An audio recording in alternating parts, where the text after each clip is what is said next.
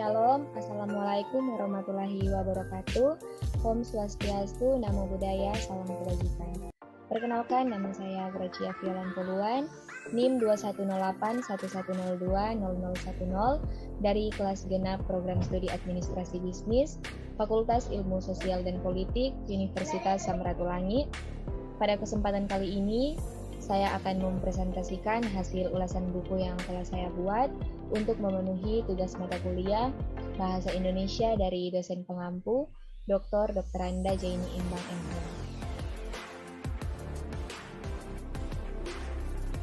Kita masuk pada struktur teks ulasan. Pada struktur teks ulasan terdapat 5 tahapan. Yang pertama, identitas buku. Identitas dalam resensi mencakup judul, pengarang, penerbit, tahun terbit, tebal halaman, dan ukuran buku. Bagian ini mungkin saja tidak dinyatakan secara langsung, seperti yang tampak pada teks ulasan film dan lagu. Yang kedua, orientasi. Bagian ini biasanya terletak di paragraf pertama, yakni penjelasan tentang kelebihan buku seperti penghargaan yang pernah didapatkan oleh buku yang diresensi. Dan yang ketiga, tafsiran isi. Penceritaan ulang tentang hal yang dilakukan oleh penulis saat dia menulis buku itu. Isi atau ringkasan buku itu dan perbandingan isi buku yang diulas dengan buku-buku lain yang sejenis. Yang keempat, evaluasi. Berfungsi untuk menilai karya yang diulas. Dan yang terakhir, rangkuman, berisi simpulan dan saran atas ulasan buku yang diulas. Bisa dilihat di sini, ini adalah sampul buku yang akan saya ulas. Dan kita masuk pada tahapan yang pertama, yaitu identitas buku. Yang pertama, judul buku. Judul buku pengantar bisnis. Yang kedua, penulis Putri Wahyu Novika. Yang ketiga, penerbit Desanta Mulia Vistama. Yang keempat, tahun penerbitan tahun 2017. Yang kelima, hak cipta dilindungi undang-undang. Yang keenam, jumlah halaman 200 halaman. Yang ketujuh, bahasa yang digunakan bahasa Indonesia.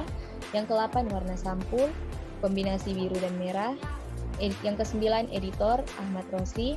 Yang ke-10, nomor ISBN 978-602-615983. Kita masuk pada orientasi. Buku ini ditulis oleh Putri Wahyu Novika, lahir di Padang 19 November 1984, menyelesaikan pendidikan sarjana S1 di STIE Al-Khairia, Cilegon, Banten 2009. Kemudian melanjutkan pendidikan S2 di program Magister Manajemen di Universitas Pancasila Jakarta tahun 2013. Saat ini penulis tercatat sebagai dosen tetap di STIE Galileo Batam. Penulis memiliki hobi olahraga berkuda dan bercita-cita mendirikan sekolah khusus berkuda. Penulis saat ini adalah Ketua DPD PKDP atau Persatuan Keluarga Daerah Pariaman, Sumatera Barat, Kota Cilegon. Dalam hidupnya, penulis memiliki filosofi di mana bumi dipijak, di situ langit dijunjung. Penulis sangat mencintai Bhinneka Tunggal Ika dan memiliki ideologi Pancasila sebagai pandangan hidupnya.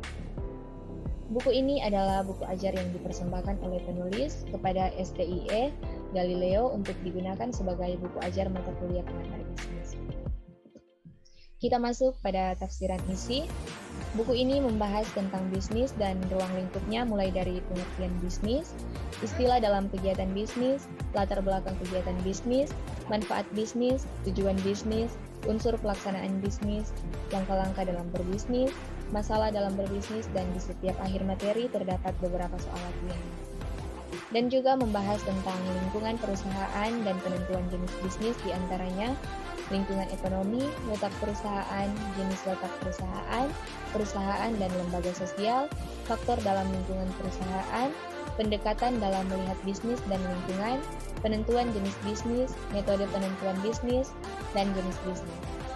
Buku ini juga membahas tentang kepemilikan bisnis, pendirian dan pemulihan bisnis, jenis perusahaan, penentuan lokasi bisnis, faktor dalam penentuan lokasi bisnis, dan pentingnya memilih lokasi bisnis. Pada buku ini juga membahas tentang manajemen administrasi, yaitu pengertian dan peranan manajemen, fungsi utama manajemen, tujuan manajemen, proses manajemen, dan pengertian administrasi. Menjelaskan mengenai manajemen pemasaran, yaitu pengertian pemasaran, analisis pemasaran, peranan pemasaran dalam bisnis, ruang lingkup konsep pemasaran, latar belakang pemasaran, macam-macam kegiatan pemasaran, langkah-langkah pengelolaan pemasaran, dan masalah-masalah pengelolaan dalam pemasaran.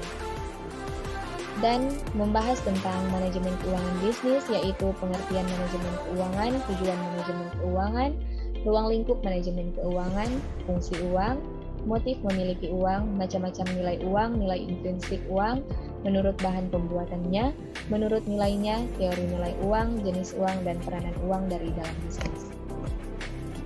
Dan kita juga bisa mengetahui tentang biaya produksi seperti konsep biaya produksi, pengertian biaya produksi dalam jangka panjang dan jangka pendek, hubungan biaya produksi dengan hasil produksi, klasifikasi biaya produksi dalam jangka pendek, biaya produksi dalam jangka panjang, klasifikasi biaya berdasarkan lama penggunaannya, dan klasifikasi biaya berhubungan dengan volume produksi.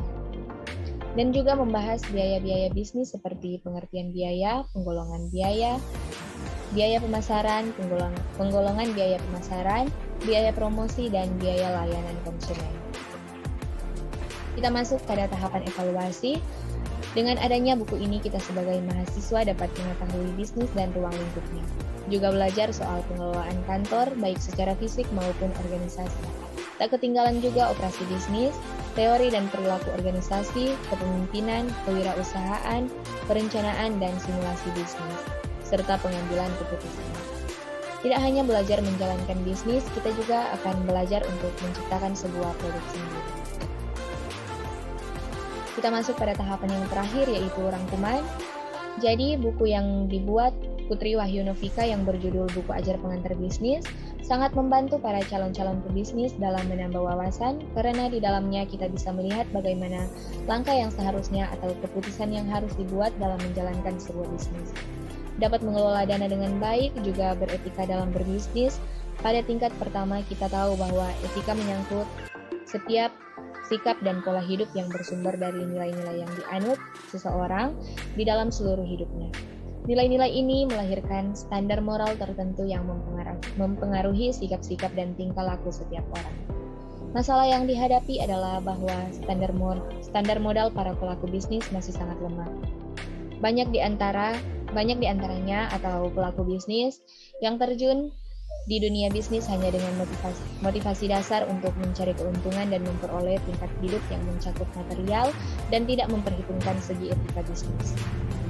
Sekian hasil pemaparan materi yang telah saya buat, kiranya dapat menambah wawasan bagi para pembaca, dan mohon maaf bila masih ada kesalahan kata.